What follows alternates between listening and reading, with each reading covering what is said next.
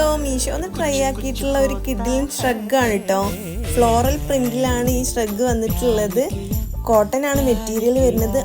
നല്ല അടിപൊളി ഐറ്റം ആണ് കേട്ടോ. എന്ത് രസം കാണാനെന്നറിയോ. ഫ്രണ്ട് സ്ലിറ്റ് ആണ്. കുറച്ച് മോഡേൺ ആയിട്ടൊക്കെ വെയർ ചെയ്യാൻ താല്പര്യമുള്ള ആൾക്കാർക്ക് ബെസ്റ്റ് ഓപ്ഷൻ ആണ് കേട്ടോ.